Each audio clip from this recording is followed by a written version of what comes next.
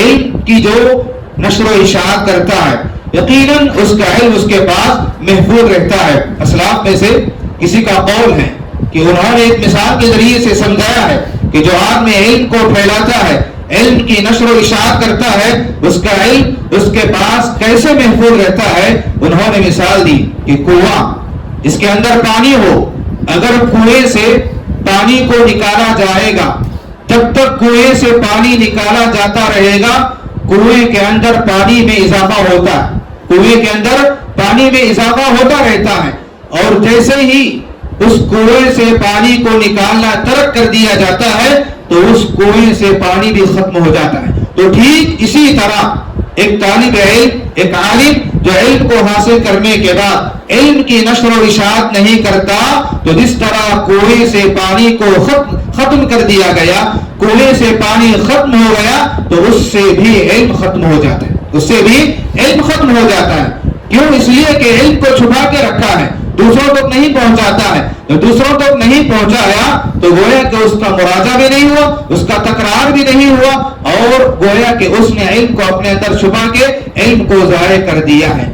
ادع الى سبيل ربك بالحكمة والموعظة الحسنة وجادلهم بالتي هي احسن. السلام علیکم ورحمۃ اللہ وبرکاتہ. الحمد للہ رب العالمین وبه نستعین والصلاة والسلام على رسوله الامین نبینا محمد وعلى آلہ واصحابہ اجمعین. اما بعد.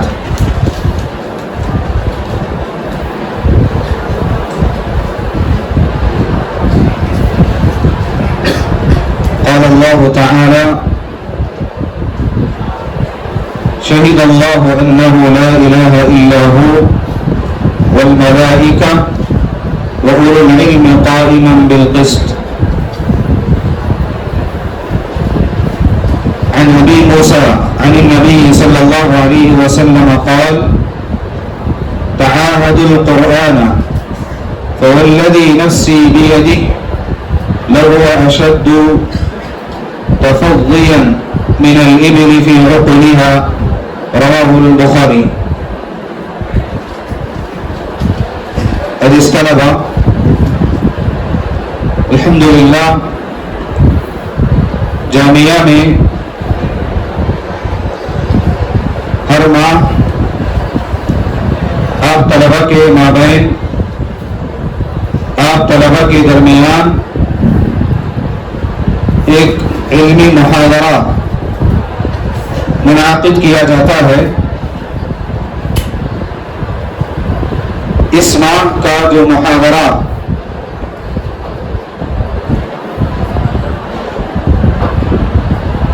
جس عنوان کے تحت دینے کے لیے مجھے مکلف کیا گیا ہے وہ عنوان ہے حفاظت علم اور منہج سلف.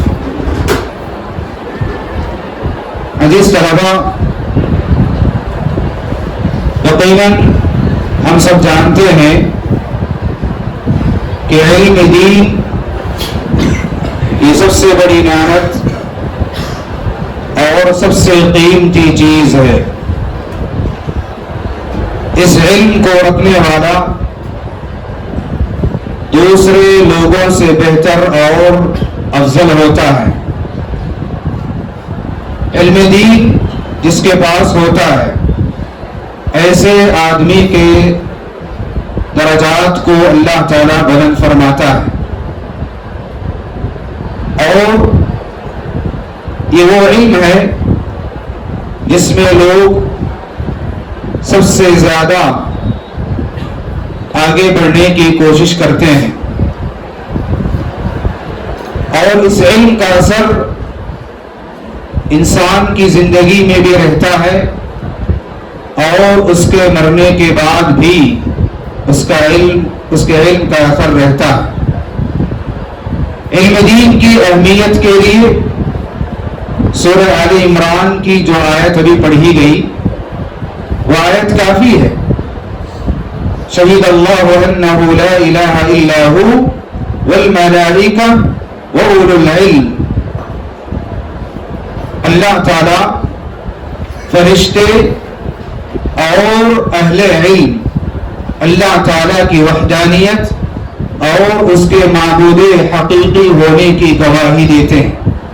تو یہ آیت صرف علم دین کی اہمیت کے لیے کافی ہے۔ تو الغرض جہاں علم دین کی اہمیت ہے وہیں علم دین کو حاصل کرنے کی بھی ہمیں ترغیب دی گئی ہے، جیسا کہ نبی صلی اللہ علیہ وسلم نے فرمایا طلب العلم فریضۃ علی کل مسلم، اور دوسری حدیث کے اندر آپ صلی اللہ علیہ وسلم نے فرمایا من سلک طریقا یلتمس فیہ علما سہل اللہ لہ بہ طریقا الی الجنہ۔ تو گویا کہ علم دین کو حاصل کرنے کی ہمیں ترغیب دی گئی ہے۔ یقیناً ہم سب یہاں جس کے لیے جمع ہوئے ہیں اس جامعہ میں، تو یہاں ہم علم دین کو حاصل کرنے کے لیے ہی جمع ہوئے ہیں، اس کے علاوہ ہمارا کوئی اور مقصد نہیں ہے۔ لیکن کوتاہی کہاں ہوتی ہے کہ ہم علم دین کو حاصل کرنے کے بعد اس کی حفاظت ہم نہیں کر پاتے۔ جس علم کو ہم حاصل کیے ہوتے ہیں وہ علم ہمارے سینوں میں محفوظ نہیں ہوتا۔ 8-9 سال یہاں پڑھنے کے بعد بھی ہمارے سینوں میں جس علم کو کہ ہم نے اتنے سالوں میں یاد کیا ہے، حاصل کیا ہے، وہ علم ہمارے پاس محفوظ نہیں ہے۔ کیوں؟ اس کے پیچھے بہت سارے اسباب ہیں جس کی وجہ سے یہ علم ہمارے پاس محفوظ نہیں رہتا ہے۔ تو اسی لیے ایک طالب علم کو ضروری ہے کہ جہاں وہ علم کو حاصل کرتا ہے اس سے زیادہ وہ حفاظت علم کی فکر کرے۔ جس علم کو حاصل کیا ہے وہ علم اس سے نہ جائے، وہ علم اس کے دل سے نہ نکلے، اس کی فکر اور اس کی حفاظت ایک طالب علم کو کرنا چاہیے۔ اب ایک طالب علم وہ کون سے امور ہیں جن کو اگر وہ کرتا ہے جس کے بنا پر اس کے اندر علم کی حفاظت ہوتی ہے، وہ علم کی حفاظت کر پاتا ہے، اس کے سینے میں علم محفوظ رہتا ہے، اس کے لیے یہاں 7 اسباب میں آپ کے سامنے ذکر کروں گا کہ جس کو اگر ایک طالب علم اختیار کرتا ہے تو یقیناً اس کے سینے میں علم محفوظ رہتا ہے۔ اس علم کو اس نے حاصل کیا ہے وہ علم اس سے کبھی نہیں جا سکتا انشاءاللہ۔ ان میں سب سے پہلا سبب یہ ہے کہ جس علم کو ہم حاصل کر رہے ہیں، علم کو حاصل کرتے وقت ہمیں چاہیے کہ ہم اخلاص کو اپنائیں۔ ہمیں چاہیے کہ ہم اخلاص کو اپنائیں۔ کیوں؟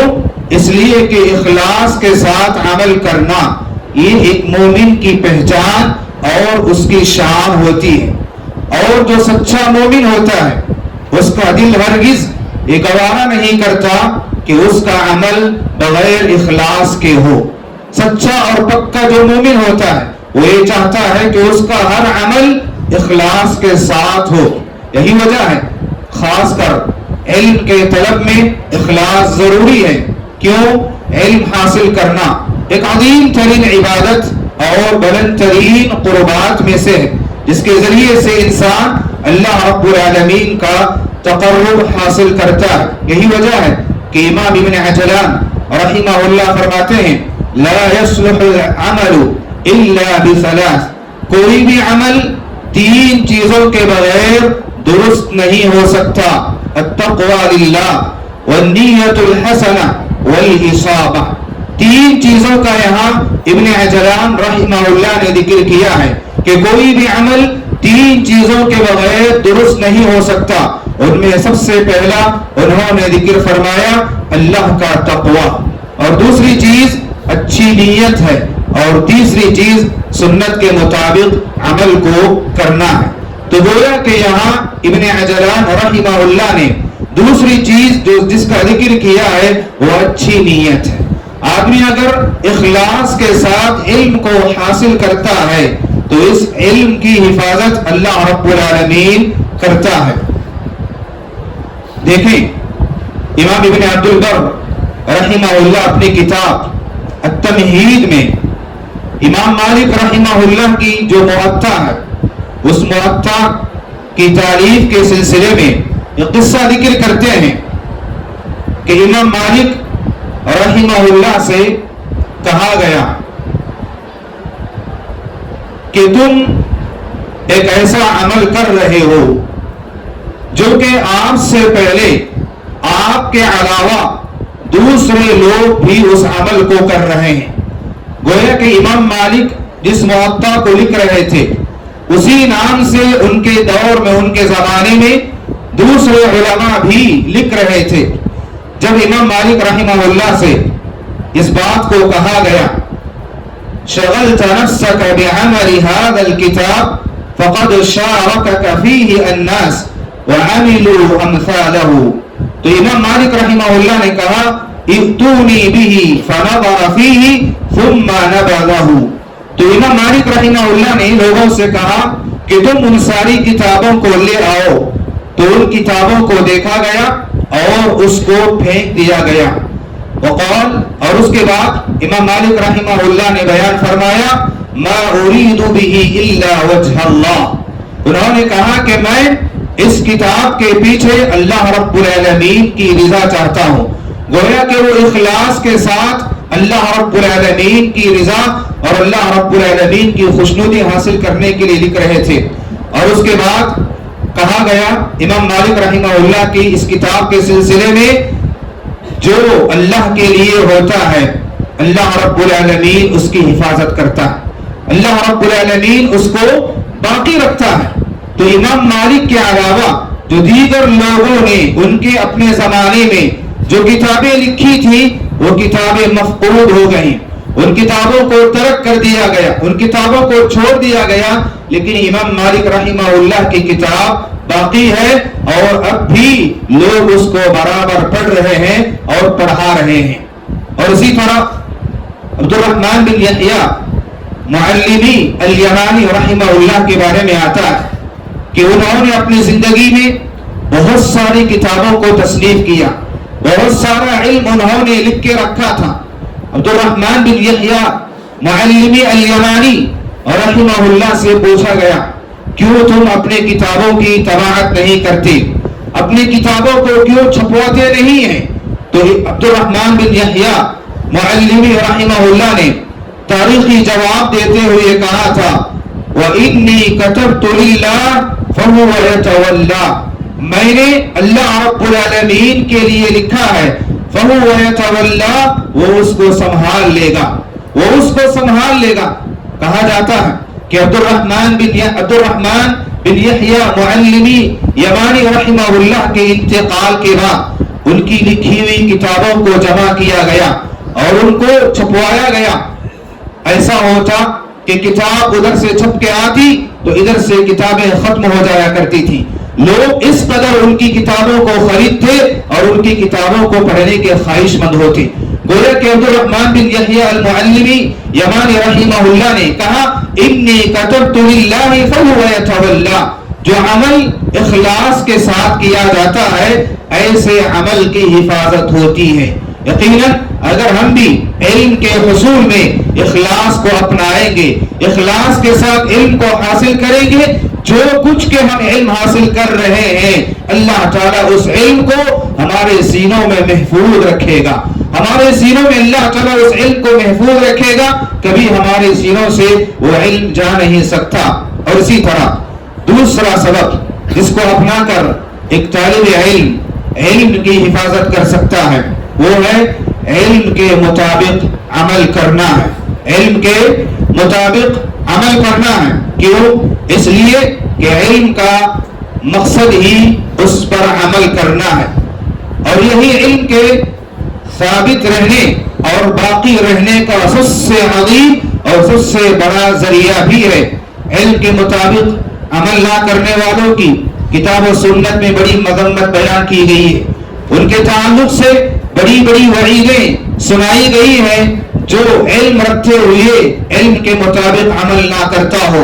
جیسا کہ اللہ تعالیٰ نے یہودیوں کی ایک نمایاں صفت کا تذکرہ کرتے ہوئے کہا أَتَأْمُرُونَ النَّاسَ بِالْبِرِّ وَتَنْسَوْنَ أَنفُسَكُمْ وَأَنْتُمْ تَتْلُونَ الْكِتَابَ، گویا کہ وہ لوگ لوگوں کو بھلائی کا حکم دیتے اور اپنے آپ کو اس سے بھول جاتے، بھلائی پر خود عمل نہیں کرتے بلکہ لوگوں کو بھلائی کا حکم دیا کرتے تھے۔ کیا مطلب ہے کہ ان کے پاس علم ہوتا، علم کے مطابق عمل نہیں کرتے بلکہ لوگوں کو اس پر عمل کرنے کی ترغیب دیا کرتے تھے۔ تو کتاب و سنت میں علم کے مطابق عمل نہ کرنے والوں کی بڑی وعید بتائی گئی ہے۔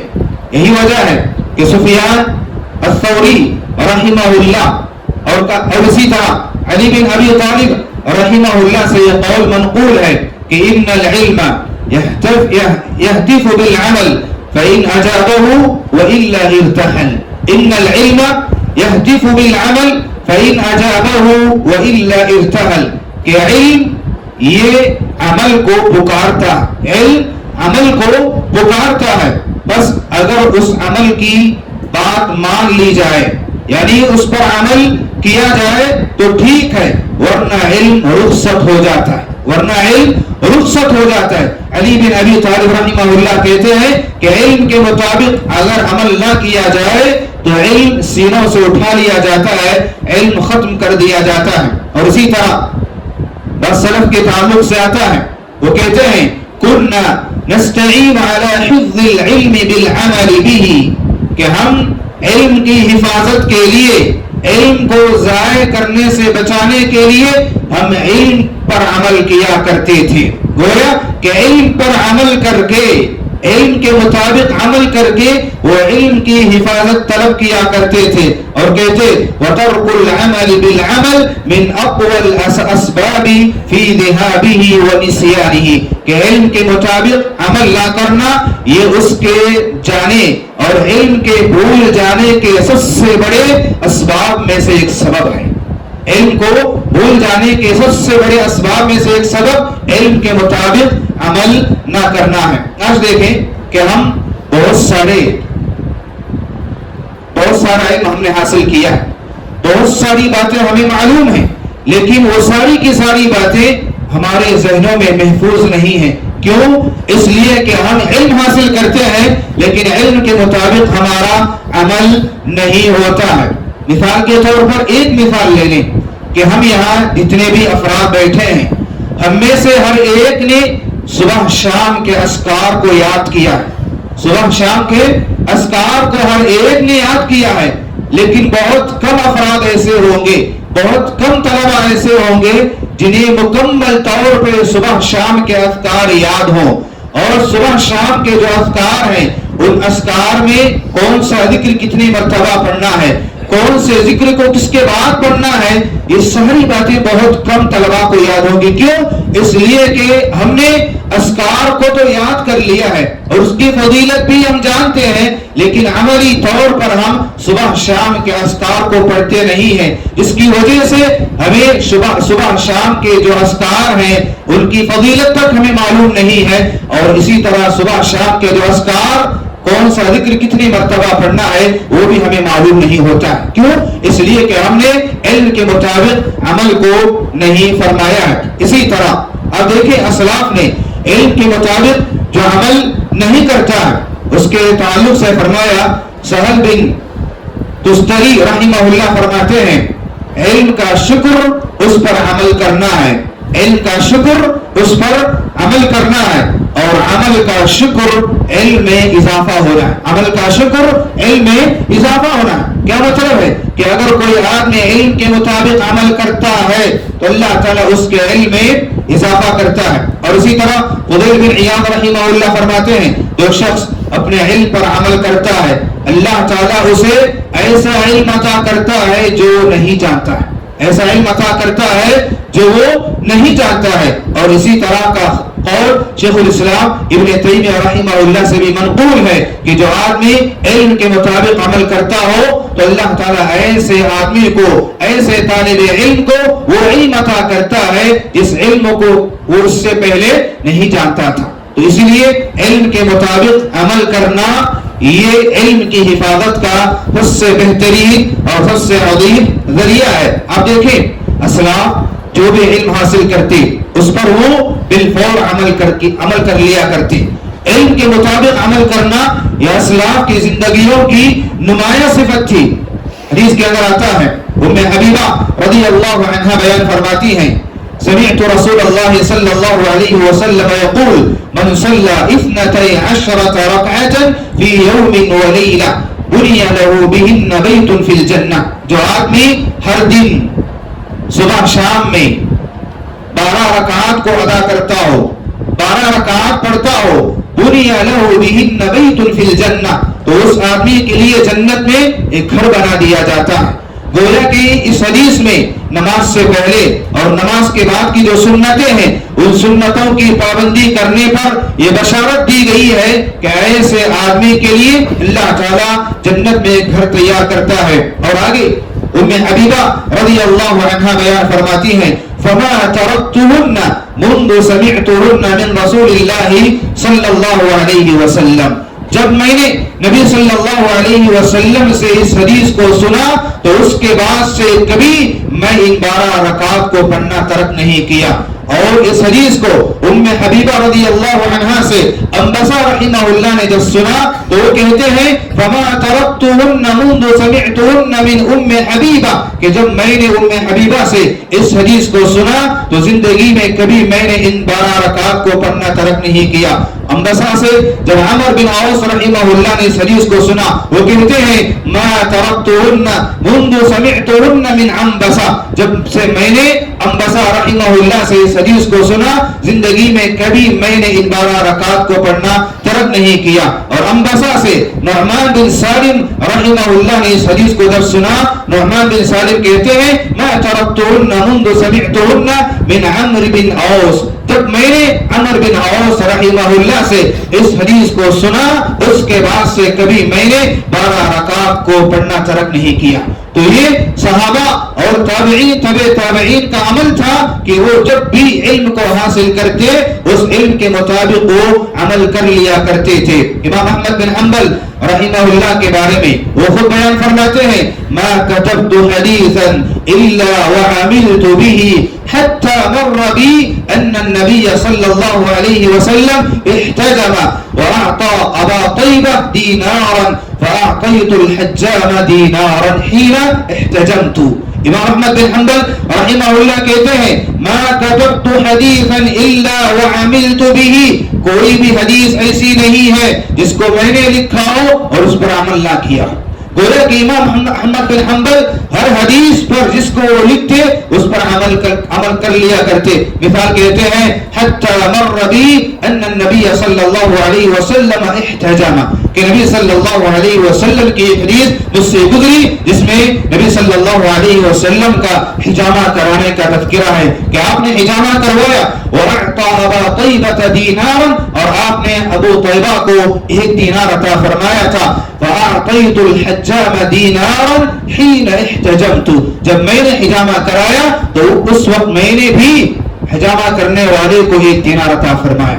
گویا کہ اس حدیث پر امام احمد بن حنبل رحمہ اللہ نے عمل فرمایا تھا. اور اسی طرح عبد الرحمن بن مہدی رحمہ اللہ فرماتے ہیں سمعت سفیان یقول، میں نے سفیان رحمہ اللہ کو کہتے ہوئے سنا ما بلغنی من رسول اللہ صلی اللہ علیہ وسلم حدیث قط الا عملت به ولو مرہ، کہ میری زندگی میں نبی صلی اللہ علیہ وسلم کی کوئی بھی حدیث گزرتی تو اس حدیث پر زندگی میں 1 مرتبہ ہی صحیح میں نے عمل ضرور کیا ہے. یہ ہمارے اسلاف کا عمل تھا کہ وہ علم کے مطابق عمل کیا کرتے تھے، اور جو علم کے مطابق عمل کرتا ہے اللہ رب العالمین ایسے آدمی کے علم کی حفاظت فرماتا ہے. تو یہ دوسرا عمل تھا کہ جو آدمی علم کے مطابق عمل کرتا ہے اللہ رب العالمین ایسے آدمی کے علم کی حفاظت فرماتا ہے. اور تیسرا سبب حفاظت علم کا وہ یہ ہے کہ آدمی ایک طالب علم اپنے آپ کو گناہوں سے پاک رکھے، اپنے آپ کو گناہوں سے دور رکھے. کیوں؟ معصیتیں، اللہ کی نافرمانی یہ انسان سے علم کو اٹھا لیتی ہیں. علم کا بھول جانے کا ایک بنیادی سبب ایک طالب علم کا، ایک آدمی کا گناہوں کا ارتکاب کرنا ہے. اب دیکھیں نبی صلی اللہ علیہ وسلم سے ایک حدیث مروی ہے، گرچہ کہ اس حدیث پر امام البانی رحمہ اللہ نے ضعیف کا حکم لگایا ہے، لیکن یہ بات یقینی ہے کہ گناہ یہ انسان کے سینے سے علم کو اٹھا لیتے ہیں. نبی صلی اللہ علیہ وسلم فرماتے ہیں عرضت عرضت علی اجور امتی کہ میری امت پر مجھ پر میرے امت کے ثواب پیش کیے گئے یہاں تک کہ وہ تنکا بھی جسے آدمی مسجد سے نکال پھینکتا ہے. اور آگے نبی صلی اللہ علیہ وسلم فرماتے ہیں کہ مجھ پر میرے امت کے گناہ بھی پیش کیے گئے تو میں نے دیکھا کہ اس سے بڑا کوئی گناہ نہیں جو کسی کو قرآن کی سورت یا آیت یاد ہو پھر وہ اسے بھول جائے.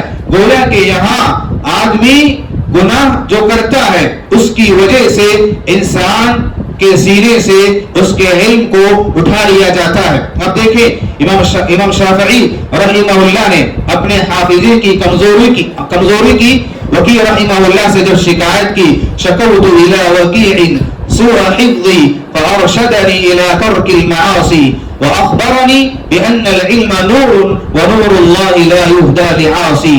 کہ جب امام شافعی رحمہ اللہ نے امام وکیع رحمہ اللہ سے اپنے حافظے کی کمزوری کی شکایت کی تو امام وکیع رحمہ اللہ انہیں نصیحت کرتے ہوئے کہا تھا فارشدنی الی ترک المعاصی گناہوں کو ترک کرنے کی نصیحت فرمائی واخبرنی اور مجھے خبر کیا مجھے بتایا فإن العلم نور علم یہ نور ہے ونور اللہ لا یہدی لعاصی اور اللہ تعالیٰ کا یہ نور کسی معصیت کے ارتکاب کرنے والے کو اور گناہوں میں ملوث آدمی کو نہیں دیا جاتا. گویا کہ علم کی حفاظت کا ایک بہترین سبب یہ ہے کہ ایک طالب علم اپنے آپ کو گناہوں سے دور رکھے. جو طالب علم گناہوں سے دور رہتا ہے ایسے طالب علم کی حفاظت اللہ رب العالمین کرتا ہے. کتنے اسباب ہوئے؟ ایک چوتھا سبب ہے حفاظت علم کا وہ ہے علم کو لکھنا ہے. یہ بھی حفاظت علم کا ایک اہم ترین سبب ہے اور اسلاف نے اس طریقے کو اس سبب کو اختیار کیا تھا جس کی وجہ سے ان کا علم ان کے پاس محفوظ تھا. آپ دیکھیں صحابہ کا بھی یہی طریقہ رہا تھا کہ صحابہ بھی نبی صلی اللہ علیہ وسلم سے احادیث کو سنتے تو ان احادیث کو لکھ لیا کرتے. عبداللہ بن عمر رضی اللہ عنہ بیان فرماتے ہیں كنت أكتب كل شيء أسمعه من رسول الله صلى الله عليه وسلم أريد حفظه. میں نبی صلی اللہ علیہ وسلم سے جو بھی سنتا اس کو لکھ لیتا أريد حفظه کس غرض سے؟ اس کو یاد کرنے کی نیت سے. تو قریش نے ان سے کہا تھا أتكتب كل شيء تسمعه ورسول الله صلى الله عليه وسلم بشر يتكلم في الغضب والرضا کہ تم نبی صلی اللہ علیہ وسلم سے ہر بات کو لکھتے ہو جبکہ وہ غصے کی حالت میں بھی اور خوشی کی حالت میں دونوں حالتوں میں بات کرتے ہیں. تو گویا کہ فأمسكت عن الكتابة تو میں لکھنے سے رک گیا.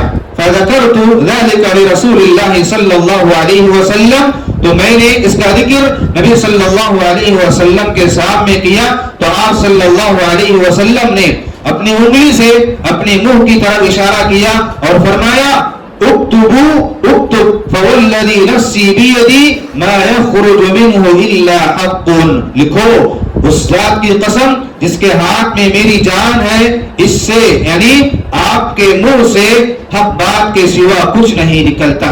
گویا کہ یہاں ثابت کیا ہوا کہ عبداللہ بن عمر رضی اللہ عنہ نبی صلی اللہ علیہ وسلم سے جو بھی سنتے اس کو لکھ لیا کرتے تھے. اب دیکھیں اسلاف میں سے قول ایک وارد ہے موجود ہے قیدوا العلم بالکتابہ قیدوا العلم بالکتابہ علم کو لکھ کر محفوظ کر لیا کرو. اور اسی طرح اسلاف میں سے بعض کا قول ہے من لم یکتب علمہ لم یعد علمہ علما جس نے اپنے علم کو نہ لکھا جس نے اپنے علم کو نہیں لکھا اس کا علم نہیں رہتا ہے اس کا علم نہیں رہتا ہے. گویا کہ یہاں انہوں نے علم کو لکھنے کی ترغیب دی ہے. اور اسی طرح سعید بن جبیر رضی اللہ عنہ کے رحمہ اللہ کہتے ہیں قال كنت اسمع من ابن عباس رضی اللہ عنہ الحدیث باللیل فاکتبه فی واسطۃ الرحل کہ میں ابن عباس رضی اللہ عنہما سے رات میں حدیث کو سنتا اور جب میں وہاں سے سفر کے لیے نکل جاتا واپس تو دوران سفر میں اس کو لکھ لیا کرتا تھا. دوران سفر اس حدیث کو میں لکھ لیا کرتا تھا. تو الغرض اسلاف کا طریقہ رہا ہے کہ وہ علم جو بھی حاصل کرتے اس علم کو اپنے پاس لکھ کر محفوظ کر لیا کرتے تھے. آج دیکھیں طلباء کلاسوں میں بہت ساری باتوں کو حاصل کرتے ہیں, بہت ساری معلومات اساتذہ ان کے سامنے پیش کرتے ہیں, لیکن طلباء کی اکثریت ان معلومات کو لکھنے سے دور رہتی ہے, لکھتی نہیں ہے. طلباء کی بہت بڑی تعداد استاد کے پڑھاتے ہوئے خاموشی کے ساتھ ایسے ہی بیٹھی رہتی ہے, جبکہ طالب علم کو ہونا چاہیے کہ وہ کلاس کے اندر استاد جو بھی پڑھاتا ہے وہ اس کو لکھا کرے, اس کو کاپیوں میں محفوظ کر لیا کرے. آج دیکھیں ہم طلباء کو یہ شکایت ہوتی ہے کہ ہمارے پاس عربی کے الفاظ کی کمی ہے, ہم عربی الفاظ کے معنی بہت زیادہ نہیں جانتے ہیں. کیوں؟ اس کے اندر یہی کمی ہے کہ انہوں نے طلب علم کے اس راستے میں بہت سارے الفاظ معانوں کو انہوں نے حاصل کیا ہے, کلاسوں میں اس کو پڑھا ہے, انشاء کے نام سے, القراءۃ الرشیدہ کے نام سے, بلاغہ کے نام سے, منہاج العربیہ کے نام سے بہت ساری کتابیں طلباء پڑھتے ہیں اور ان کتابوں کو پڑھاتے ہوئے اساتذہ بہت سارے الفاظ معنوں کو لکھاتے بھی ہیں, لیکن ہوتا کیا ہے کہ طلباء ان الفاظ معنوں کو اپنی کاپیوں میں قلم بند نہیں کرتی, اس کو نہیں لکھتے ہیں. اس کی وجہ سے یہ ہوتا ہے کہ طلباء جیسے ہی آگے بڑھتے جاتے ہیں ان کے پاس عربی الفاظ معنوں کی کمی نظر آتی ہے. اگر وہ ان الفاظ کو اپنے پاس لکھ کر رکھتے, اپنی کاپیوں میں محفوظ رکھتے تو وہ کبھی شکایت نہ کرتے. یہی وجہ ہے کہ میں طلباء کو کلاسوں میں, چھوٹی کلاسوں میں باقاعدہ یہ ترغیب دلاتا ہوں کہ جو بھی آپ یہاں پڑھ رہے ہیں, چاہے وہ انشاء ہو یا القراءۃ الرشیدہ ہو, یہ جو کتابیں ہیں ان کتابوں کے اندر جو بھی الفاظ معانی آپ کو لکھائے جاتے ہیں ان الفاظ معنوں کے لیے آپ ایک مستقل کاپی بنائیں, ایک مستقل کاپی آپ بنائیں اور اس کاپی میں ہر سال کے الفاظ معنوں کو آپ لکھتے جائیں, ہر سال کے الفاظ معنوں کو آپ لکھتے جائیں اور اس کاپی کو کبھی ضائع نہ کریں, اس کاپی کو کبھی ضائع نہ کریں. اس طرح جب آپ فارغ ہوں گے تو آپ کے پاس گویا کہ ایک مختصر ڈکشنری آپ کے پاس جمع ہو جاتی ہے جس کے اندر عربی کے ہزاروں الفاظ معنی آپ کے پاس محفوظ ہوتے ہیں. اور جب بھی ایک کلاس سے دوسری کلاس میں آپ جاتے ہیں تو ایک کلاس میں جو بھی آپ معلومات کو پڑھتے ہیں, جن معلومات کو بھی آپ نے حاصل کیا ہے, چاہے وہ الفاظ معنی کے تعلق سے ہو, چاہے وہ فقہی معلومات ہو یا حدیث کے تعلق سے معلومات ہو, جو بھی معلومات ہو ان معلومات کو اگر آپ اپنی کاپیوں میں لکھ کر رکھیں گے اور ایک کلاس سے دوسری کلاس میں جب آپ جاتے ہیں تو آپ کے پاس جب بھی فرصت ملتی ہے تو آپ اس کاپی کو اٹھائیں اور اس کاپی کا مراجعہ کریں, اس کاپی کا آپ مراجعہ کریں. یقین مانے کہ آپ کا یہ مراجعہ آپ کے سینے کے اندر علم کو محفوظ کر دیتا ہے, آپ کے سینے کے اندر علم کو محفوظ کر دیتا ہے. تو طلباء کے اندر بہت بڑی کمی یہ پائی جاتی ہے کہ طلباء علم تو حاصل کرتے ہیں لیکن حاصل شدہ علم کو اپنے پاس محفوظ نہیں کرتے لکھ کر. آپ دیکھیں طلباء اختبار کے ایام میں نہ لکھنے کی وجہ سے باہر جا کر جراث کرا کے آتے ہیں اور وہ جراث کرائی ہوئی کاپی بھی اپنے پاس محفوظ نہیں رکھتے. جیسے ہی اختبار ختم ہو جاتا ہے ان کی وہ کاپیاں جگہ جگہ پر پائی جاتی ہیں. یہ کیا ہے؟ گویا کہ ہمارے پاس ایک تو علم کو حاصل کرنے کا شوق ہی نہیں ہے یا پھر علم کا احترام ہی ہمارے پاس نہیں ہے. جس علم کو ہم نے حاصل کیا ہے وہ کتابیں ہم ادھر ادھر پھینک کے چلے جاتے ہیں. تو ضروری ہے کہ ہم جو بھی علم حاصل کرتے ہیں اس علم کو قلم بند کریں, اس کو لکھ کر رکھیں. یہ علم کی حفاظت کا ایک اہم ترین ذریعہ ہے. اور اسی طرح علم کی حفاظت کا ایک پانچواں ذریعہ یہ ہے کہ ایک طالب علم جو بھی علم حاصل کرتا ہے اس علم کو پڑھے، اس علم کا تکرار کرے، بار بار اس علم کا مراجعہ کرے. جس قدر ایک طالب علم مراجعہ کرے گا اسی قدر اس طالب علم کے پاس علم محفوظ رہتا ہے. اب دیکھیں نبی صلی اللہ علیہ وسلم نے حدیث کے اندر قرآن مجید کے حوالے سے بیان فرمایا ہے. ابو موسیٰ اشعری رضی اللہ عنہ بیان فرماتے ہیں تعاہدوا، نبی صلی اللہ علیہ وسلم نے فرمایا تعاہدوا القرآن فوالذی نفسی بیدی لہو اشد تقصیا من الابل فی عقلها. ابو موسیٰ رضی اللہ عنہ بیان فرماتے ہیں کہ نبی صلی اللہ علیہ وسلم نے فرمایا قرآن مجید کا پڑھتے رہنا لازم پکڑ لو، یعنی قرآن مجید کو بار بار پڑھا کرو. اس ذات کی قسم جس کے ہاتھ میں میری جان ہے وہ اون کے اس اپنی رسی توڑ کر بھاگنے سے زیادہ تیزی کے ساتھ بھاگ جاتا ہے. گویا کہ ایک حافظ قرآن کو یاد کرتا ہے، اگر وہ قرآن کا مراجعہ نہیں کرتا، حافظ بن جانے کے بعد، حفظ مکمل کرنے کے بعد اگر وہ اپنے حفظ کا مراجعہ نہیں کرتا ہے، تکرار نہیں کرتا ہے، تو اس کے سینے سے قرآن کو اٹھا لیا جاتا ہے. گویا کہ اس حدیث میں نبی صلی اللہ علیہ وسلم نے ہمیں یہی پیغام دیا ہے کہ ہم جو بھی علم حاصل کرتے ہیں اس علم کا مراجعہ ہونا ضروری ہے، اس علم کا تکرار ہونا ضروری ہے. اور جس قدر طالب علم علم کا مراجعہ کرے گا، تکرار کرے گا، اسی قدر اس کا علم اس کے سینے میں محفوظ رہے گا.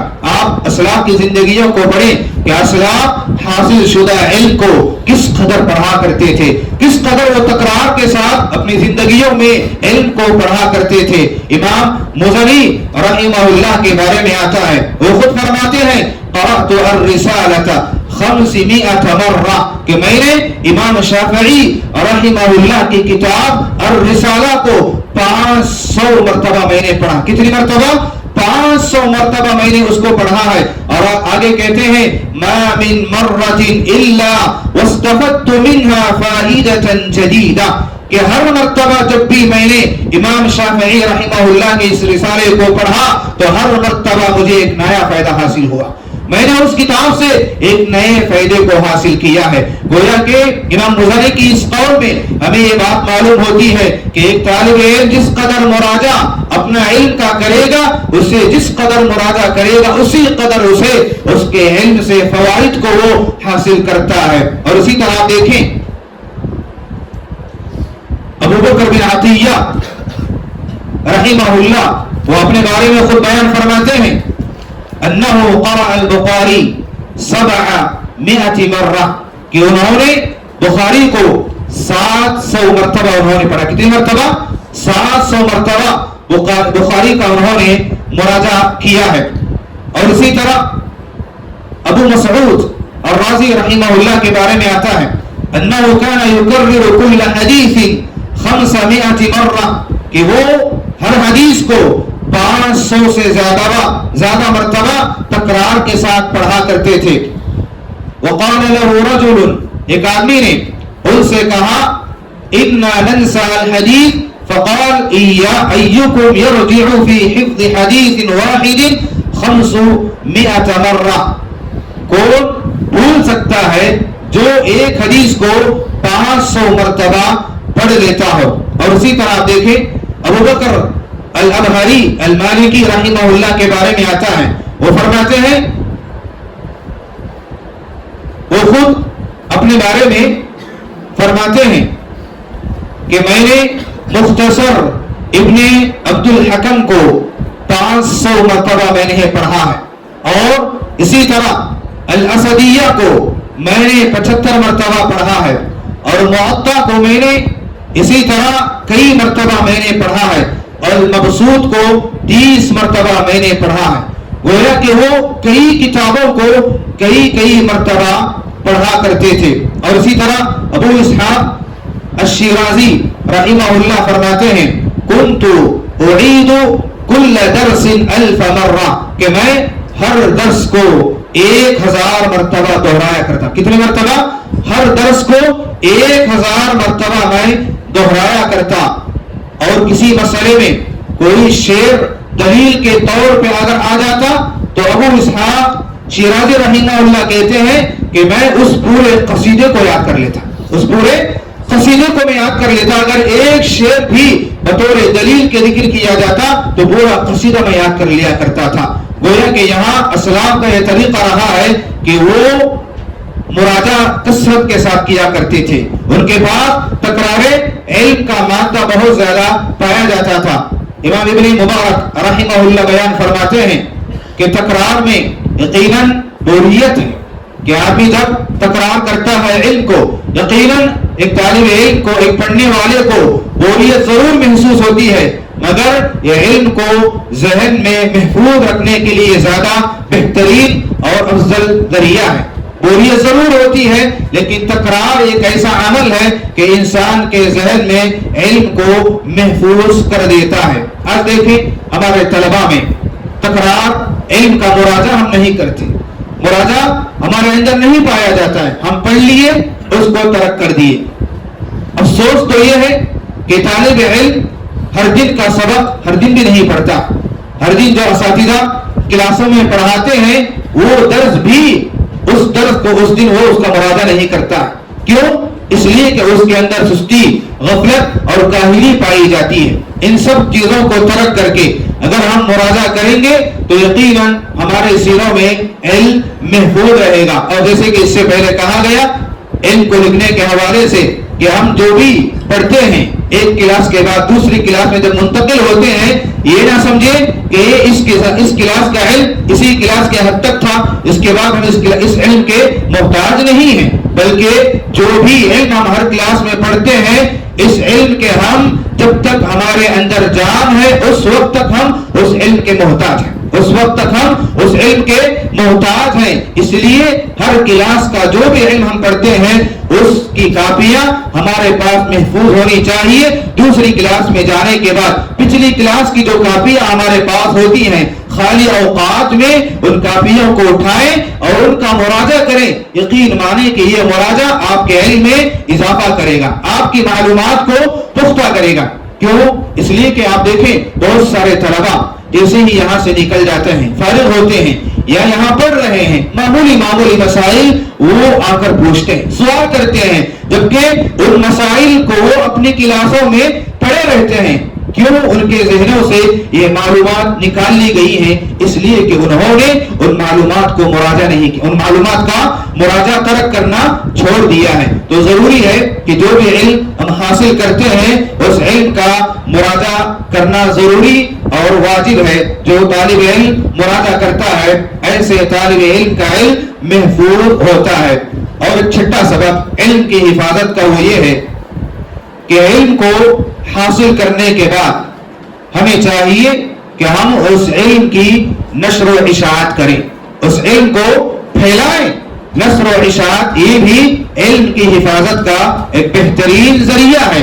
اگر ہم علم حاصل کریں گے، علم کو نہیں پھیلائیں گے تو یہ علم ہم سے اٹھا لیا جائے گا. کیوں؟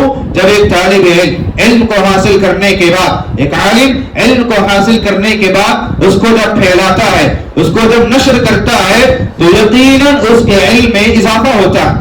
کیوں؟ اس لیے کہ جب وہ کسی کو نشر کرتا ہے، کسی کے سامنے ذکر کرتا ہے، گویا کہ وہ اس کا مراجعہ کر رہا ہے. جب وہ مراجعہ کرے گا تو یقیناً اس کا علم اس کے سینے میں محفوظ رہے گا. اور بسا اوقات علم کو دوسروں کو پہنچانے میں آپ کے سامنے بہت سارے اشکالات، بہت سارے اعتراضات اور بہت سارے سوالات آپ کے سامنے آ سکتے ہیں، اور جس کا جواب آپ تلاش کر کے اپنے علم میں اضافہ کر سکتے ہیں، اپنے علم کو بڑھا سکتے ہیں. تو علم کی حفاظت کا ایک سبب یہ ہے کہ علم کو نشر کیا جائے. نبی صلی اللہ علیہ وسلم نے علم کو نشر کرنے کی احادیث میں بڑی فضیلت بیان فرمائی ہے. ابو ہریرہ رضی اللہ عنہ بیان فرماتے ہیں کہ من دعا الى هدى كان له من الاجر مثل اجور من تبعه. جو کوئی کسی کو کسی بھلائی کی طرف بلاتا ہے تو بلانے والے کو اتنا ہی اجر ملتا ہے جتنا اجر کے وہ آدمی اس پر عمل کر رہا ہوتا ہے. عمل کرنے والے کو جتنا اجر ملتا ہے اتنا ہی اجر اس بھلائی کی طرف بلانے والے کو بھی ملتا ہے. اور اسی طرح علم کی نشر و اشاعت کے حوالے سے ابو الدرداء رضی اللہ عنہ بیان فرماتے ہیں کہ علم ایک چشمہ ہے جن پر لوگ آتے جاتے ہیں، کوئی اس میں سے کچھ لے لیتا ہے اور کوئی اس میں سے کچھ نہیں لیتا، اور اللہ تعالیٰ علم کے ذریعے سے بہت سارے لوگوں کو نفع پہنچاتا رہتا ہے۔ اور آگے وہ بیان فرماتے ہیں وہ علم جسے آگے نہ پہنچایا جائے، وہ علم جسے آگے نہ پہنچایا جائے اس خزانے کی طرح ہے جس کو خرچ نہ کیا جائے۔ اور اسی طرح ابن المبارک رحمہ اللہ فرماتے ہیں لا اعلم بعد النبوۃ درجۃ افضل من بسط العلم، میں نبوت کے بعد علم کو پھیلانے سے بڑھ کر کوئی اور اعلیٰ درجہ نہیں جانتا ہے۔ نبوت کے بعد علم کو پھیلانے سے بڑھ کر کوئی اور اعلیٰ درجہ میں نہیں جانتا ہوں۔ گویا کہ علم کو پھیلانا یہ نبوت کے بعد سب سے اعلیٰ درجہ قرار دیا گیا ہے۔ علم کی جو نشر و اشاعت کرتا ہے یقیناً اس کا علم اس کے پاس محفوظ رہتا ہے۔ اسلاف میں سے کسی کا قول ہے کہ انہوں نے ایک مثال کے ذریعے سے سمجھایا ہے کہ جو آدمی علم کو پھیلاتا ہے، علم کی نشر و اشاعت کرتا ہے، اس کا علم اس کے پاس کیسے محفوظ رہتا ہے۔ انہوں نے مثال دی کہ کنواں جس کے اندر پانی ہو، اگر کنویں سے پانی کو نکالا جائے گا، جب تک کنویں سے پانی نکالا جاتا رہے گا کنویں کے اندر پانی میں اضافہ ہوتا ہے، کنویں کے اندر پانی میں اضافہ ہوتا رہتا ہے، اور جیسے ہی اس کنویں سے پانی کو نکالنا ترک کر دیا جاتا ہے تو اس کنویں سے پانی بھی ختم ہو جاتا ہے۔ تو ٹھیک اسی طرح ایک طالب علم، ایک عالم جو علم کو حاصل کرنے کے بعد علم کی نشر و اشاعت نہیں کرتا، تو جس طرح کنویں سے پانی کو ختم کر دیا گیا، کنویں سے پانی ختم ہو گیا تو اس سے بھی علم ختم ہو جاتا ہے، اس سے بھی علم ختم ہو جاتا ہے۔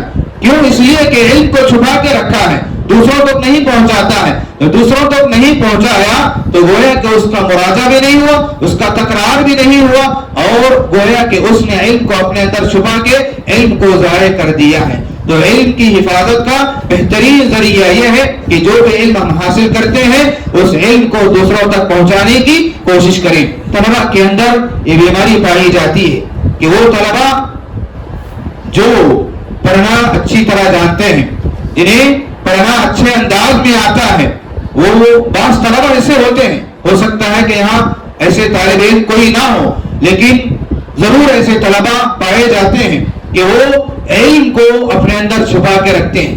وہ نہیں چاہتے کہ اپنی کلاس میں پائے جانے والے کمزور طلباء کو اپنا علم دیں، انہیں سکھائیں، انہیں سمجھائیں۔ وہ اس بات کو قطعاً پسند نہیں کرتے ہیں، وہ اس سے دور بھاگتے ہیں۔ یقین رکھیں، آپ اگر اس وقت علم کو حاصل کر رہے ہیں لیکن اسی طرح اگر آپ علم کو چھپا کے رہیں گے تو ایک دن ضرور آپ کے سینے سے علم چلا جائے گا۔